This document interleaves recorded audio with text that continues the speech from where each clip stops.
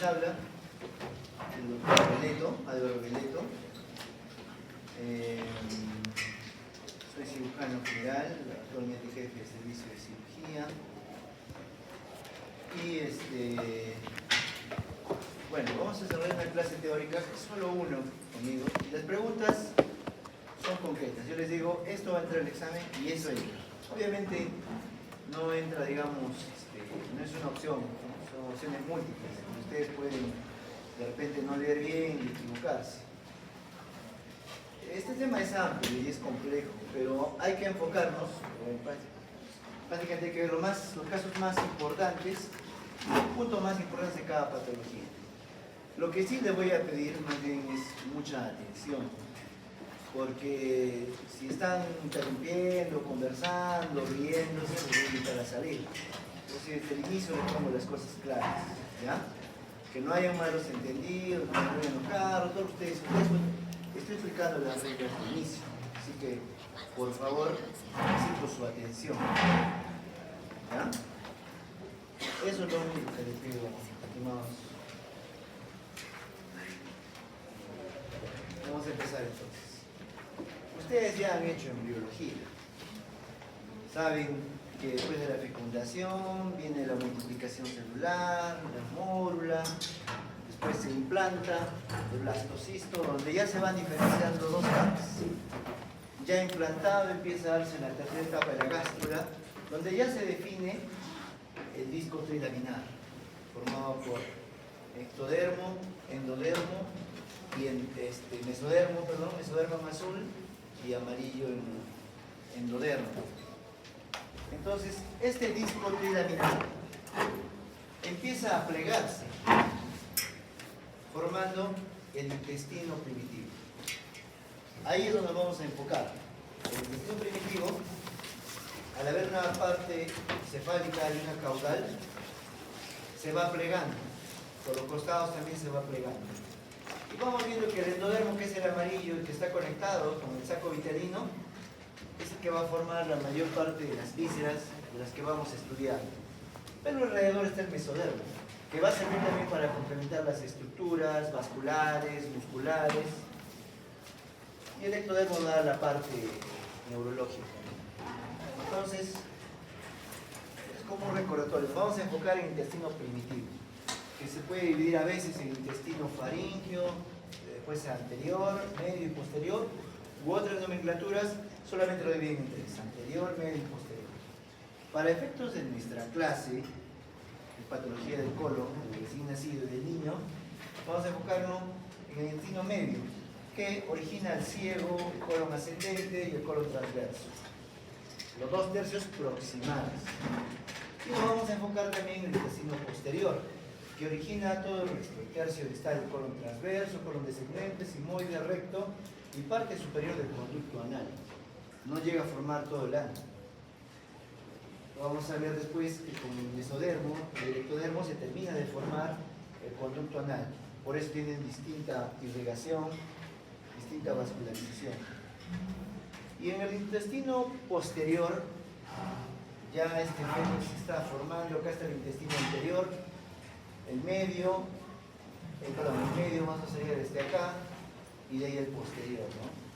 Donde termina en una membrana cloacal, en la cual se une con el alantoides, y el intestino posterior, el alantoides y el intestino posterior se unen a la cloaca.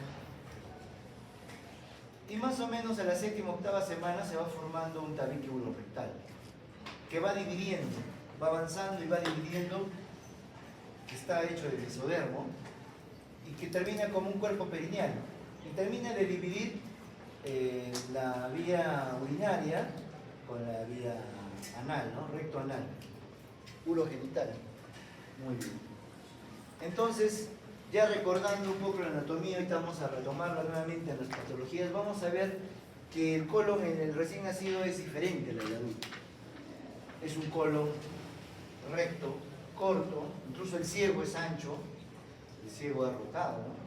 Es la parte más ancha, y el sigmoides no tiene toda la curvatura de un adulto. obviamente es proporcionalmente más corto y también el ancho es menor. Vamos a ver también ahorita el ancho, que es importante. El colon sigmoide está menos definido, no es tan sigmoideo como es su nombre, y los segmentos, el resto de segmentos son cortos. Ya está muy bien. Ahora, la fisiología del colon. ¿Qué hace el colon? ¿Por qué es importante que estudiemos fisiologías? Tiene funciones de absorción y de almacenamiento de las heces, y las moviliza a través de movimientos de mezcla y de propulsión. Se produce una contracción en la que va haciendo avanzar, va mezclando y también hace avanzar las heces, y también tiene una función secretora. El colon desde el inicio empieza a segregar iones de bicarbonato, un moco, ¿no? A través de estas pistas de Liverpool. Este moco hace que se forme un pH alcalino, y esto es una barrera protectora en un colon normal, bien desarrollado. Bueno, y la absorción también, ¿no?, de líquidos. En un adulto aproximadamente se forman 9.000 mililitros, sumado a todos los jugos gástricos y a la digestión de líquidos promedio, que debería ser de 2.000. Entonces, de estos 9.000 o 9 litros que llegan al intestino, se absorben la mayoría en el intestino delgado, y un porcentaje, aproximadamente 1.300, en el colon, ¿no? Y hay un porcentaje que se va en las heces. Entonces, en el recién nacido, ¿qué hay? Como es un recién nacido, todavía la inervación todavía no está bien desarrollada, entonces la motilidad es menos coordinada. El alimento, las heces pueden formarse muy tardíamente, puede haber una demora. El reflejo de la defecación es inmaduro.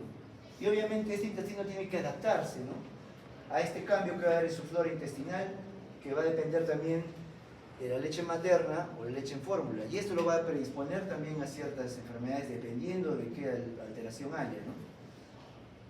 Bueno, y hay una transición del meconio. Entonces, si hay alguna alteración en esta formación, en esta migración de células, se dan estas distintas enfermedades, ¿no? Por ejemplo, una de las más comunes es la enfermedad de Hilton, en la cual forma parte de un trastorno de disganglionismo. O sea, hay varias patologías que pueden tener hipoganglionismo o ausencia total, ¿no?, de los ganglios del sistema nervioso simpático o parasimpático. O sea, hay una mala migración de las células, y ella forma parte de esto. Esta ya tiene nombre propio y es más común dentro de estos disganglionismos, porque es raro el disganglionismo de todo el colon, pero puede haber. Entonces, esto es pregunta de examen. ¿Existe ausencia congénita de células ganglionares en el plexo medientérico de Auerbach y de Meissner? Entonces, no hay el reflejo. El Auerbach es simpático y parasimpático, el de Meissner es principalmente parasimpático. ¿Y eso qué significa? Hay un estímulo simpático que hace que produce disminuye la secreción y que haya contracción, pero no hay la contraparte. Entonces, hay una parte del intestino que está hipertónica. Ahora, la incidencia. La literatura internacional dice que es 1 de cada 5.000. Y eso es porque hablo de otros países, pero en Perú hay trabajos donde han encontrado que es mayor. Y en Chile también han encontrado trabajos donde es mayor la incidencia. Puede ser de 10 de cada 5.000 recién nacidos. Ahora, de antecedentes familiares muchas veces no hay. Es poco, 7%, pero es poco. La forma aislada es la más preponderante, la más común, y está asociada a otras enfermedades, principalmente al síndrome de Down. Pueden haber otras enfermedades de varios tipos, pero principalmente al síndrome de Down. Ya. La etiología, se ha tratado de estudiar muchas causas. Se han visto 3 genes de tipo Carras que han sido los que están alterados, pero no en todos. Se ha visto que hay madres que han consumido ciertos medicamentos teratogénicos, pero varias madres no han consumido ningún tipo de medicina durante su embarazo. También se ha visto que eran muy jóvenes, más que mayores, ¿no? Eran muy jóvenes y eso tendría alguna relación, pero no hay una causa así que sea determinante. Entonces es multifactorial. Entonces, como les comentaba, acá hay una alteración a nivel embriológico. No hay una migración adecuada de los neuroblastos, que se da entre la cuarta y la 12 semana, ¿no? Y también hay una alteración molecular de la matriz extracelular. O sea, el tejido colónico también está alterado y eso lo predispone a que pueda sufrir una enterocolitis necrotizante. Está más predispuesto, tiene menos, está inmaduro, no bota bicarbonato, no hay un buen pH, la alteración del tejido extracelular está alterado y hay una hipertonicidad, por lo tanto hay una retención y todo esto hace que esté en riesgo de hacer una enterocolitis necrotizante, ¿no? Ya. También pregunta de examen, porque hay varios tipos. La mayoría están en el colon sigmoides o el segmento corto. Raros casos solo está en el recto distal, en la última parte del recto, y le llaman ultracorto, ¿no? Pero la mayoría lo divide en corto y largo. ¿Largo qué significa? Que hay esta alteración de la aganglionosis fuera, más allá del sigmoides. Puede estar en el transverso, en el ciego o en todo, pero felizmente son los menos comunes. Los más comunes se enfocan en el ciego. Entonces, ¿cuál sería la parte enferma y la parte sana aquí? La parte enferma es la parte que está hipertónica, estenosada. Y esta parte de acá intenta luchar contra esta estenosis. Lucha y va reteniendo y se va dilatando. Entonces la enfermedad está aquí. Este sería el segmento corto, ¿no? Y esa es la parte sana que está luchando y sufriendo las consecuencias de este problema. Entonces el cuadro clínico es estreñimiento de aparición temprana. Un neonato debe defecar a las 24 horas. Si no defeca, algo está pasando. Y si pasa a las 48 horas, ya la sospecha es alta. Pero también hay muchos factores por los cuales nuestros neonatos pueden retrasarse en su primera eliminación de meconio, ¿no? Desde que haya sido parto por cesárea, desde que haya habido sepsis, desde que haya habido alguna alteración, algún problema. Hace que del parto normal, un retardo de crecimiento, hace que haya un estreñimiento. ¿Y qué más pasa con este paciente? No hace su primera deposición o meconio. Se distiende, se le hincha la barriguita, se hincha bastante y empieza a vomitar y hay dolor. Y si aparte se agregara fiebre, leucocitosis o diarrea, ya estaríamos frente a una enterocolitis, una complicación de esta retención. A ver, los que han llegado recién, no distraigan, por favor. Entonces, esos son los síntomas: estreñimiento, distensión y vómitos de un bebé. Y en el examen físico, ¿qué vamos a ver? Una gran distensión abdominal. Y la ampolla rectal está vacía. Hay un déficit nutricional. Algunos pueden tener esta enfermedad subclínica y llegan hasta edades mayores. Puede ser incluso hasta la adolescencia, como lo vamos a ver más adelante. Pero no es lo común. Entonces ya vemos distendido este paciente y lo primero que tenemos que hacer, una radiografía. Y en la radiografía siempre vamos a ver gran distensión del colon. Y en la parte de acá rectal donde debería verse heces, donde ya vemos en nuestra radiografía si ya está la caquita aquí o aire, no se ve nada. Ausencia de aire, no hay nada, pero acá está distendido. Y hay niveles hidroaéreos, ¿no? Hay niveles hidroaéreos, ya afecta no solo al colon, la válvula ileocecal del ciego es inmadura todavía. Entonces fácilmente toda la extensión del colon compromete también el intestino delgado y se ve aquí, ¿no? Y hay gran distensión abdominal. Entonces lo primero, a ver una plaquita, una radiografía. Después también podemos hacer una radiografía contrastada, donde vamos a ver esta zona que no está funcionando y esta parte distendida que está reteniendo, ¿no? Hay un retraso en la eliminación también de contraste. Pregunta de examen. El gold estándar del diagnóstico de Hirschsprung, la biopsia rectal. Pero no empezamos con esto. No porque nuestro bebé haya retraso en la defecación vamos a empezar con una biopsia, porque también tiene ciertas complicaciones, puede haber una perforación. Entonces, lo más importante siempre, el examen clínico. ¿ya? Siempre. Tenemos que ver el recto, el ángulo, después vemos la radiografía contrastada, tomografía, podemos pedir, y una vez que ya tenemos la sospecha alta, se hace una biopsia. Y donde se ve en esta biopsia, ausencia de las células ganglionares en la submucosa y algunas fibras hipertróficas, pero colinérgicas, ¿no? Entonces, ya tenemos el diagnóstico, tenemos que ver cómo está nuestro paciente. De repente está muy obstruido, con vómitos, obviamente hay que tenerlo en NPO, nada por vía oral, una sonda orogástrica, hidratación, antibiótico terapia para prevenir una infección de esta zona, que no haya translocación bacteriana, que no haya también una misma alteración del intestino, ¿no? Control de temperatura, y bueno, se deriva a un hospital donde haya cirugía pediátrica, que son los que manejan este caso. Pero si es suboclusivo, se puede manejar, porque recuerden que este paciente puede tener otras malformaciones asociadas. Tenemos que descartar alguna malformación que comprometa su vida de repente, antes de operar. Entonces vamos a preparar con irrigaciones rectales, y se prepara con la intervención quirúrgica. Incluso estos pacientes no hay caquita, metemos el termómetro y de repente un poquito más, y pasamos la zona rectosigmoidea enferma, llegamos a la parte sana y como que le abrimos un camino y hace deposiciones explosivas. Entonces se usan sonditas, porque el termómetro no deja espacio, ¿no? Se usan sonditas y se hacen lavaditos, irrigaciones rectales, para evacuar a estos pacientitos.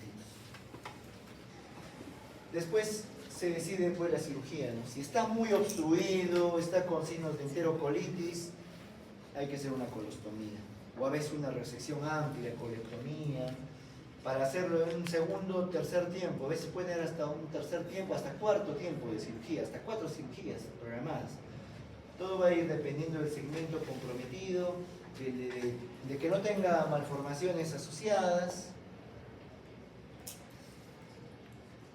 Por ejemplo, aquí vieron, es una revista, hay bibliografía internacional que describen el Hirschsprung, coinciden con los hallazgos, descritos, ¿no? De la incidencia, de que no hay familiaridad. Esta, por ejemplo, ¿no? Es una niñita, una lactante, que tuvo enterocolitis. Va al pediatra, diagnostican enterocolitis, le dan antibiótico, mejora. Después vuelve a estreñirse, vuelve a constiparse. Y lo llevan de otro cirujano y entran a operar y encuentran esto. Esta parte, como ven, no está muy dilatada, pero en cambio acá ya empieza a dilatarse, a aumentarse. No hay una obstrucción acá, no hay una herida, una adherencia, un tumor, es un cambio de estructura. Lo evacúan y toman biopsias, y una vez que ya han operado, ya han tomado las biopsias, encuentran recién el diagnóstico, ¿no? De que no había una agregada. A ver, ¿qué más había en este caso? Pero esta paciente, por ejemplo, es de Perú, ha estado 20 días, hasta casi 30 días sin diagnóstico, porque después de la operación, ellos todavía no resecan el segmento enfermo, toman las biopsias porque les llama la atención esto, pero no lo sospechan. Termina la operación, la paciente mejora, y al control otra vez se extiende con síntomas de obstrucción intestinal. Pero para esto ya sale el resultado de la biopsia, que confirma una enfermedad de Hirschsprung. Y ahí recién hacen el tratamiento, ¿no? Definitivo. Para que vean que no es tan sencillo, ¿no? A veces le puede pasar a un médico particular. La cirugía fue por cesárea y en una clínica particular. La segunda atención ya es en el hospital, ¿no? Público. Otro paciente que constantemente tiene periodos de obstrucción. Bueno, y en esta ocasión viene bastante distendido, como ven, ¿no? Es el abdomen, son las piernas, el ombligo, está el tórax y la cabeza. Está bastante distendido y igual, ¿no? Entran a operar, ya habían signos de un fecaloma en la tomografía.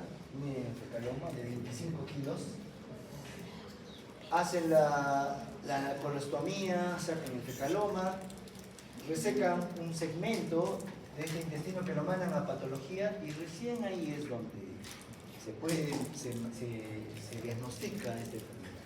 No es muy común que lleguen hasta esta edad, ¿no? Pero este niño ha estado sufriendo constantemente este episodio y venía de cuna. Lamentablemente no se le pudo hacer controles para ver cómo ha ido. Entonces, no es una patología sencilla, porque puede ser subclínica.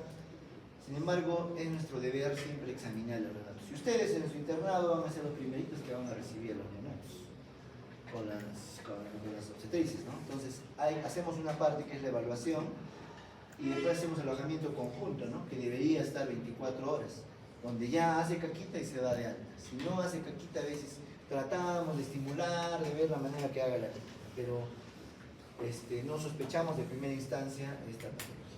¿Ya? Sigamos. Otra alteración importante, común en nuestro medio, incluso más que el Hirschsprung, son las malformaciones anorrectales, en la cual hay una deficiencia de este tabique.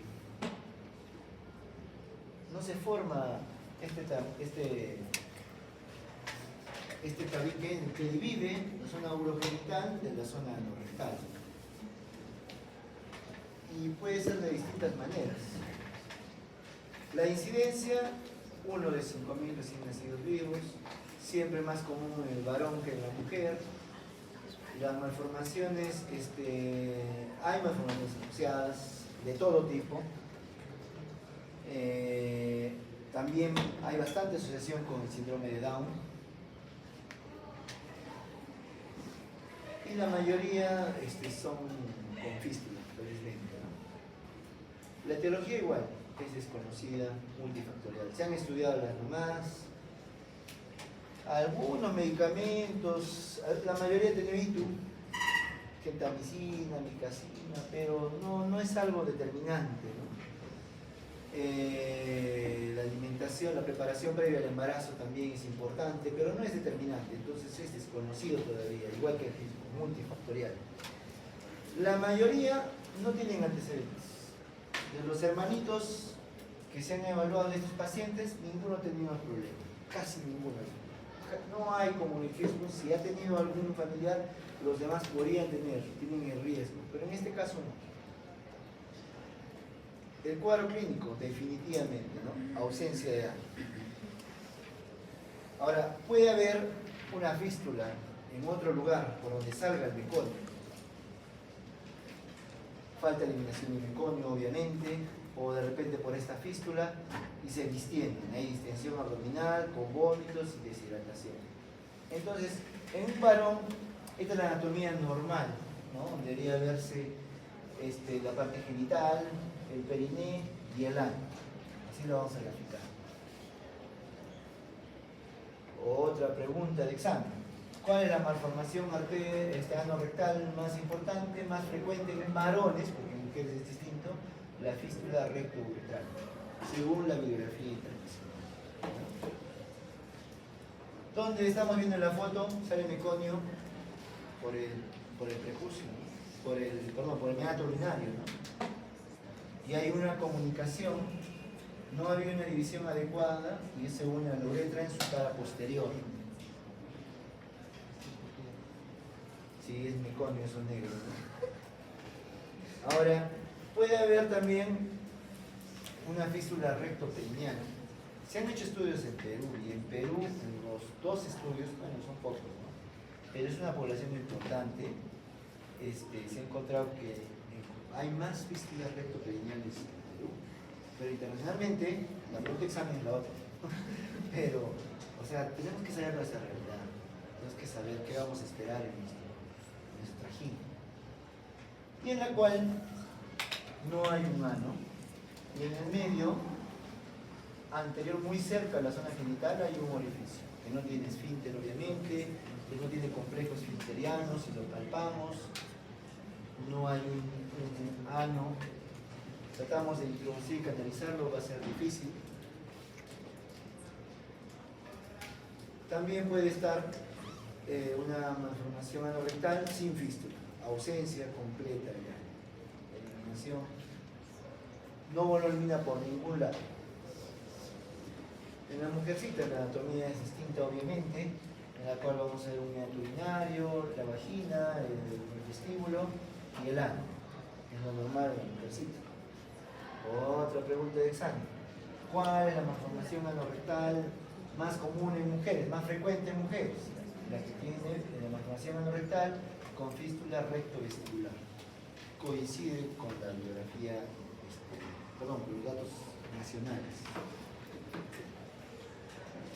En la que hay ausencia de ano y eliminación de meconio por el orificio fistuloso, por el canal vaginal, como están viendo en el imagen. No hay ano.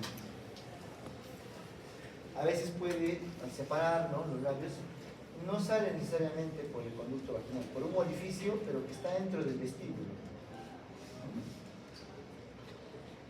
Dentro del vestíbulo.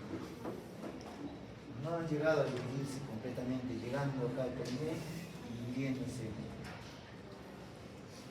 La más frecuente. Otra también puede ver igual que en los varones, y también es bastante común en nuestra población, en los hallazgos de los estudios anteriores, en la cual hay una malformación anorrectal con fístula recto-perineal. Entonces, antes del ano, y está muy cerca, ¿no? No sale dentro del vestíbulo, sale en el periné exactamente. Y también puede haber una malformación anorrectal sin fístula, ausencia total de ano y falta de eliminación de meconio por primigeniales. Ahora, en la embriología, en la formación embriológica de la última parte, vemos que hay una cloaca donde después se une el sistema urogenital con el ano rectal, donde se unen, ¿no?, inicialmente, y de ahí se va a unir una membrana anorrectal que va dividiendo, ¿no?, esta cloaca, pero en este caso no se llega a dividir, y es un solo orificio por donde sale todo, ¿no?, orina, el conducto de la vagina y el meconio. Cloaca, orificio único por donde desemboca uretra, vagina y ano. Un poco común, felizmente, y de más difícil tratamiento. Entonces, en el Perú es bastante frecuente, y sobre todo en poblaciones. Lo que sí se ha visto es la alta relación de la enfermedad de Hillhoff y sobre todo las enfermedades de malformaciones anorrectales en población de condición humilde. Prueba de eso es que en salud casi no se ve en estos casos, pero en el MINSA hay bastante, por eso han estudiado más en el MINSA de estos casos. Igual es en Lima. El Instituto del Niño maneja bastantes casos, tiene más casuística. Tendrá que ver algo la alimentación, tendrá que ver algo el estrés, pero por eso el Ministerio de Salud ha sacado una guía práctica para el diagnóstico y tratamiento de la malformación anorrectal, que se ha actualizado en el 2023, la tercera edición. Entonces, el examen físico del periné, examinar bien el periné, ¿no?, los testículos, el periné, el ano, introducir el termómetro. Debe introducir más de 3 centímetros. ¿Ya? Pero tampoco no vamos a meter todo el termómetro, ¿no? Pero ya más de 3 centímetros o 3 centímetros sí hay una estructura, porque hay casos en los que a veces hay un pseudoano, ¿no?, donde no hay un ano formado. Es un pliegue, nos quedan dudas. Entonces, el examen físico sumado a la evolución de las primeras 24 horas. Obviamente este neonato no va a eliminar meconio, o va a eliminarlo por otra vía, por el periné o por la uretra. Son necesarios para el diagnóstico, ¿no? Bueno, son estadísticas que da el MINSA. 50% elimina en las primeras 12 horas, ¿no?, el 76% dentro de las 24 horas, y ya casi todos deberían eliminar en las 48 horas. Si no hay, algo está pasando y de repente se empieza a extender, ¿no? En los bebés nacidos por cesárea, la eliminación puede estar retardada hasta 24 horas. Vamos a ver un poco más de esta guía. Entonces, si sospechamos, oye, me ha parecido ver meconio, no estoy seguro, le pedimos un examen de orina y ahí vemos la presencia, ¿no? veces. O le hacemos un invertograma, en la cual el bebé está invertido. Este es su fémur, sus dos piernas, muslos, la cadera, la pelvis, es su columna. Él está apoyado en una base, y en la cual este es el colon, que no tiene fístula, y por eso no ha podido descargar y se ve todo oscuro. Donde debería ser el ano se coloca una monedita y se toma esta radiografía. Entonces se ve el colon por la ley de gases, se va a la altura superior, pero termina por acá, no llega a salir. Y acá debe estar la monedita y miden la distancia que hay para ver si es corta o es larga, ¿no? Baja o alta, ¿no? Ahí. También se puede hacer una ecografía abdominal, se va a ver la distensión de las asas. Bueno, la mayoría de malformaciones asociadas tanto al Hirschsprung como a las malformaciones anorrectales son las cardiológicas, la mayoría, un 60%, por eso indican un ecocardiograma. El tratamiento va a depender del estado del paciente, va a depender de la malformación que tenga.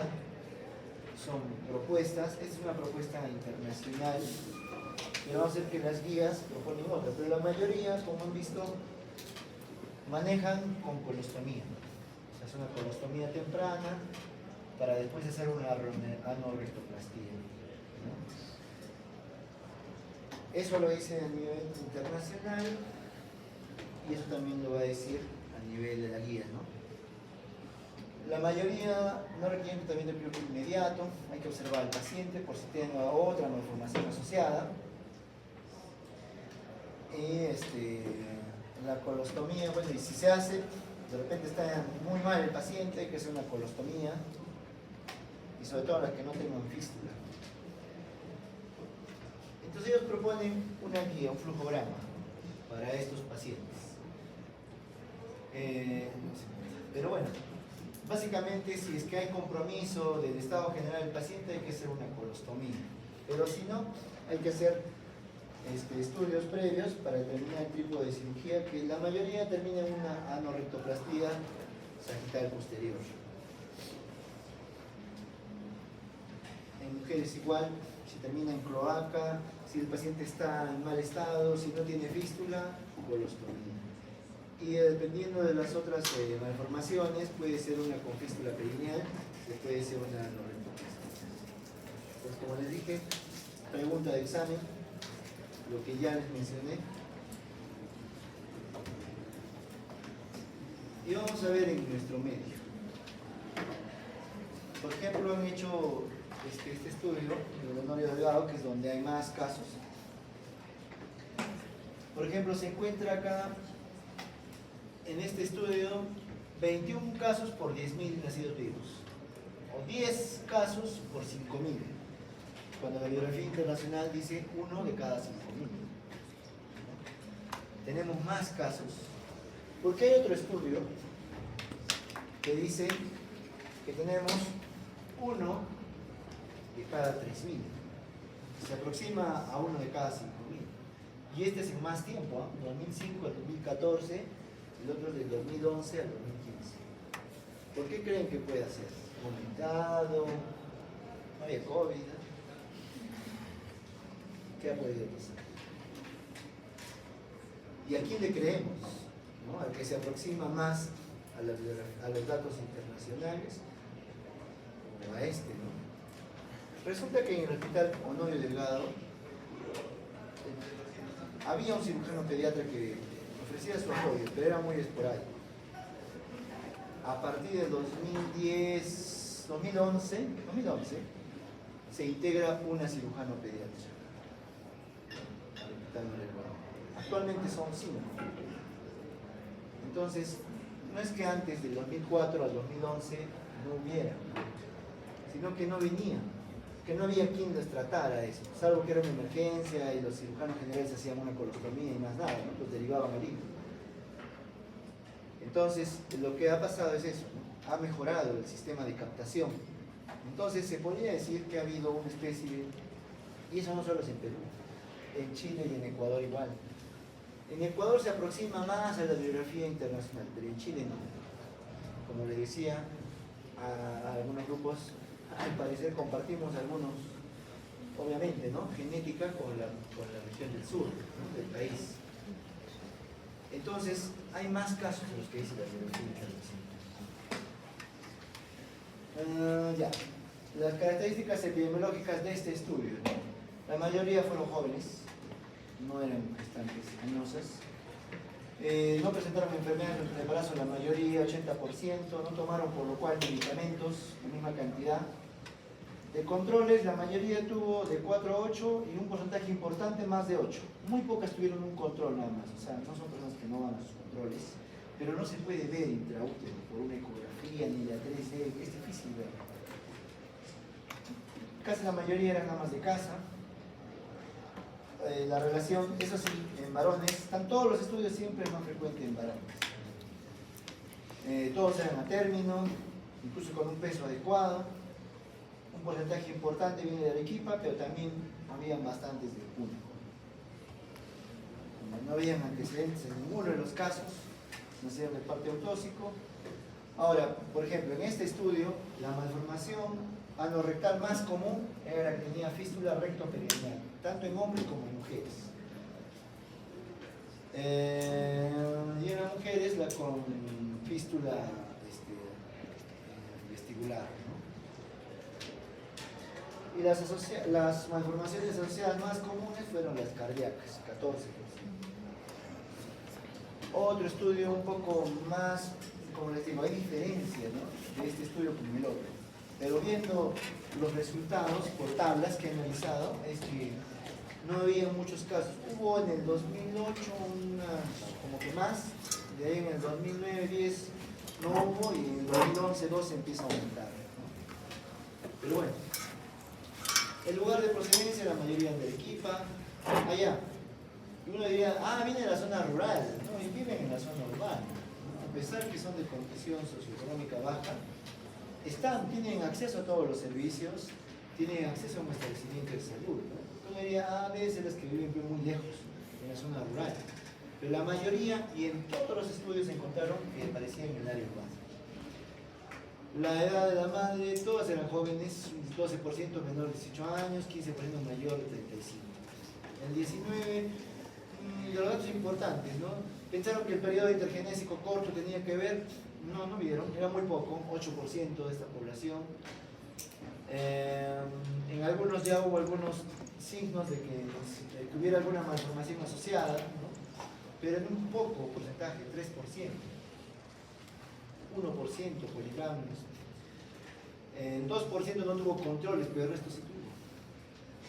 Entonces, el 32% presentó morbilidad del tipo ITU, ¿no? Y recibieron medicamentos, anticacina y gentamicina. Alguna bibliografía internacional refiere, sobre todo medicamentos para enfermedades de cáncer, no casi para antibióticos. Y la patología asociada más común, la trisomía 21, 46%. Malformaciones de todo tipo, ¿no? Extremidades, encefálicas, torácicas, ha habido en un 7%. Y la mayoría, 60%, tenían fístulas, con predominio de fístula recta. Bueno, la incidencia, como les digo, llama la atención que en este caso de toda la población en todo el periodo ha sido así, ¿no? De 1 de cada 3.240 casos. Ahora, el 60% de estos casos también presentaron fístulas, siendo el más frecuente la rectoperineal. Incluso en varones, ¿eh? Seguida de la rectovaginal, la presencia de fístula fue más frecuente en el sexo masculino. Incluso en el sexo masculino la fístula más frecuente fue la fístula rectoperineal. Coincide, bueno, es lógico también que coincida, ¿no? En el mismo hospital, incluyendo los mismos años, pero un poco más, ¿no? Un periodo más extenso. Pero predomina la fístula rectoperineal, seguido en los varones de la rectouretral, que es según la bibliografía internacional más común. Y en el sexo femenino, la rectovaginal, seguido de la rectovestibular. Entonces, no hay un análisis más extenso, ¿no? A nivel de Lima, sí ha habido estudios también, en los cuales también tienen ligera, es más que 1 de cada 5.000 de incidencia, es mayor. Pero no hay un estudio que agrupe todo, ¿no? O sea, un estudio con las tesis, ustedes saben, a veces son descriptivas, también puede haber un sesgo entre ambas tesis, que yo he estado pensando, ¿por qué? ¿No? ¿Por qué esa diferencia? Llamé al cirujano pediatra de allá del Honorio, me dijo, no sé, de repente viene más ahora, ¿qué hay? Entonces ahí hemos lucidado, pero también puede haber un sesgo. Prueba de que necesitamos más trabajos de investigación fidedignos y específicos. Entonces, si de repente se animan por hacer un trabajo de investigación, pueden hacer un metaanálisis. No solo del equipo, porque hay muy poco. De esto hay uno más, y son 3 estudios nada más del equipo. Pero a nivel nacional o Latinoamérica, ¿no? Porque claramente estamos viendo en Ecuador y en Chile, en otros países, que la incidencia es mayor. ¿Y eso para qué, doctor? Son números. Para estar más preparados frente a estas situaciones que pueden presentar. Bueno, eso sería todo. Entonces,